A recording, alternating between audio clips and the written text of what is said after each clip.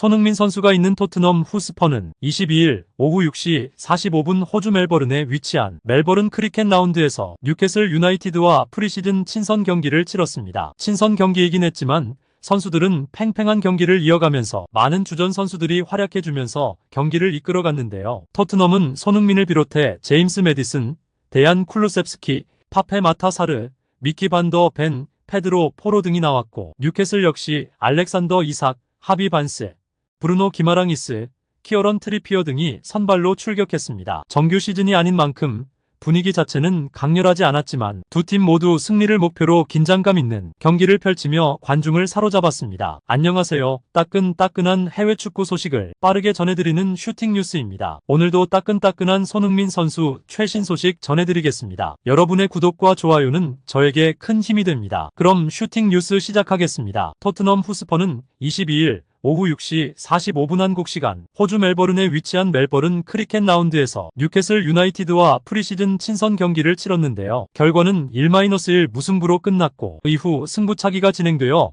뉴캐슬이 5-4로 승리했습니다. 정규 시즌이 아닌 만큼 분위기 자체는 강렬하지 않았지만 두 팀 모두 승리를 목표로 열심히 뛰어주었습니다. 먼저 토트넘이 선제 타격을 하면서 전반 32분 상대 골키퍼의 실수를 놓치지 않으며 공격을 전개했고 매디슨이 왼발 슈팅을 시도해 선제골을 기록했습니다. 뉴캐슬은 전반전이 끝나기 전 균형을 맞추어 전반 45분 제이콥 머피가 시도한 컷백을 골키퍼가 막아냈지만 세컨볼은 이삭 쪽으로 향했고 그대로 밀어넣으며 동점골을 넣어 팽팽한 긴장감을 주었습니다. 후반전엔 추가 득점이 나오지 않았고 경기는 승부차기 끝에 뉴캐슬의 승리로 마무리되었습니다. 손흥민은 공격 포인트를 기록하진 못했지만 활발한 모습을 보이며 토트넘의 공격을 이끌어 주었는데요. 전반 3분엔 강력한 중거리 슈팅으로 상대의 간담을 서늘케 했고 전반 막바지엔 예리한 크로스로 브레넌 존슨의 슈팅을 이끌어냈습니다. 결정적인 득점 찬스였지만 존슨의 슈팅은 아쉽게도 상대 골키퍼에게 막혔습니다. 현지의 평가도 매우 좋았는데요. 영국 매체 풋볼 런던은 손흥민에게 평점 8점을 주며 많은 한국 팬들이 경기장에 온 가운데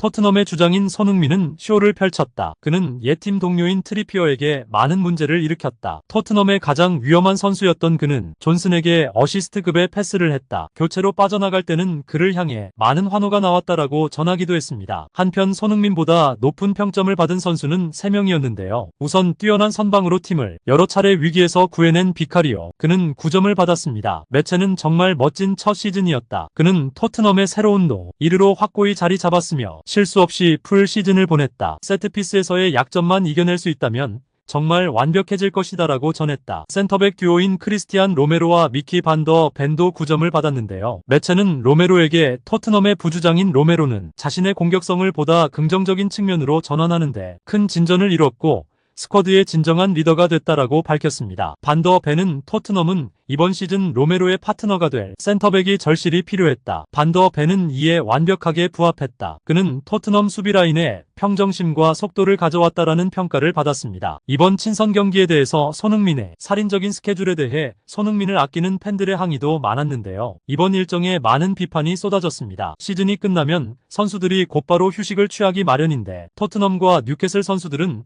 혹사에 가까운 일정을 또 소화했기 때문인데요. 영국 텔레그래프는 시즌 후 진행되는 토트넘과 뉴캐슬의 친선 경기는 너무 무모하기 때문에 금지해야 한다며 토트넘을 향한 맹비판을 퍼부었습니다. 토트넘과 뉴캐슬의 친선전이 영국에서 치러졌다면 이렇게 강도 높은 수위의 비판이 나오지 않았을 것이지만 문제는 호주에서 경기가 치워진 것인데요. 양측 선수단은 프리미어리그 EPL 최종전이 끝나자마자 호주행 비행기에 올랐고 영국부터 호주까지는 엄청난 장시간 비행이고 두 나라의 시차는 9시간이나 차이가 나며 장시간 여행을 하고 날아가서 하루 만에 적응을 마치고 경기를 소화하는 일정이었기 때문인데요. 시즌 내내 피로가 누적된 선수들의 시차 적응이 될 리가 없고 당연히 부상 위험도가 증가하기 때문에 선수들을 희생시켜서 구단이 돈을 번다는 비판이 나올 수밖에 없었습니다. 게다가 당장 손흥민의 경우는 뉴캐슬과의 친선전을 소화한 뒤에 한국으로 날아와 제대로 쉬지도 못하고 6월 어매치를 준비해야 하기에 이런 스케줄이 살인적으로 느껴지는 것입니다. 2026 피파 북중미 월드컵 아시아 2차 예선 경기이기 때문에 손흥민에게는 사실상 휴식을 허락하긴 힘들기 때문입니다. 하지만 우리의 손흥민 선수는 여러 비판과 별개로 프로페셔널하게 경기에 임했습니다. 손흥민은 주장 완장을 차고 선발 출전했고 토트넘 시절 친구인 키어런 트리피어와 계속해서 부딪히면서 토트넘 공격을 이끌었습니다. 전반 24분에는 재미난 장면이 연출되기도 했는데요. 손흥민이 돌파를 시도하다가 트리피어와 엉켜 넘어지게 되었습니다. 트리피어가 손흥민을 저지하려다가 범한 반칙이었기 때문에 손흥민 입장에서는 반칙을 당해 기분 나쁠 수도 있었지만 손흥민과 트리피어는 서로를 향해 웃는 모습이 포착되었습니다. 트리피어가 손흥민을 일으켜주면서